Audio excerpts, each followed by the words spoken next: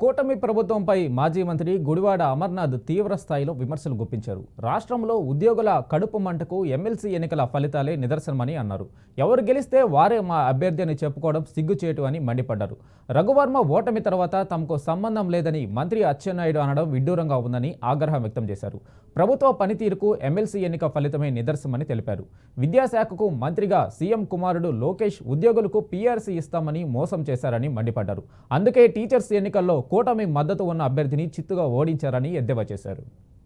జిల్లాలకు చెందినటువంటి టీచర్లు దాదాపు 90% పోలింగ్ జరిగినటువంటి విషయం మీ అందరికీ తెలుసు.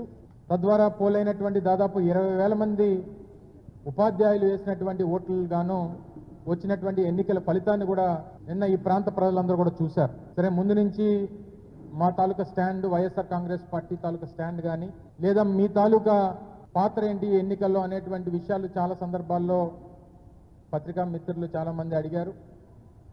ఈ ఎన్నికలకు కానీ లేదా రాష్ట్రంలో జరుగుతున్నటువంటి ఇతర గ్రాడ్యుయేట్ ఎన్నికలకు సంబంధించి కానీ ఆ ఎన్నికలకి వైఎస్ఆర్ కాంగ్రెస్ పార్టీ దూరంగా ఉంటుంది అనేటువంటి విషయాన్ని చాలా క్లియర్గా చెప్పాం.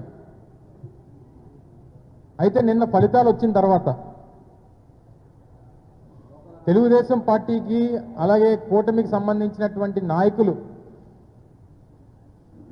అలాగే ప్రభుత్వంలో ఉన్నటువంటి మంత్రులు చేస్తున్నటువంటి ప్రకటనలు చూసిన తర్వాత చాలా హాస్యాస్పదంగా అనిపించింది. వచ్చినటువంటి ఫలితాన్ని గౌరవించాల్సినటువంటి సందర్భాలు వదిలేసి ఎవరు గెలిస్తే గెలిచినటువంటి వారు మా అభ్యర్థి అని చెప్పుకోవడం అనేటువంటిది ఎంతకంటే సిగ్గుచేటు అనేటువంటిది ఇంకోటి ఉండదు. అందులోని ఈరోజు ప్రభుత్వంలో ఉన్నటువంటి సీనియర్ మంత్రిగా ఉన్నటువంటి అచ్చెన్నాయుడు, ఉత్తరాంధ్ర ప్రాంతానికి చెందినటువంటి వ్యక్తి, ఈ ప్రాంతానికి చెందినటువంటి నాయకుడిగా, ఈ ప్రాంతం నుంచి ప్రాతినిధ్యం వహిస్తున్నటువంటి వ్యక్తిగా ఇక్కడ జరిగినటువంటి ఎన్నికల ప్రక్రియలో పూర్తి స్థాయిలో నిన్న ఓటమి పాలైనటువంటి అభ్యర్థికి మద్దతు పలికినటువంటి కూటమి పార్టీ నాయకులు తీరా ఫలితం వచ్చిన తర్వాత నిన్న శ్రీనివాసులు నాయుడు గారు టీచర్స్ ఎమ్మెల్సీగా ఎన్నికైన తర్వాత శ్రీనివాసులు నాయుడు గారి తాలూకు విజయంలో కూటమి పాత్రే ఉంది, కూటమి బలపరిచినటువంటి అభ్యర్థి శ్రీనివాసులు నాయుడు గారు అని చెప్పుకోవడం అనేటువంటిది మరి ఎంతకంటే సిగ్గుచేటు ఇంకోటి ఉంటుందా అని చెప్పని అడుగుతా ఉన్నా.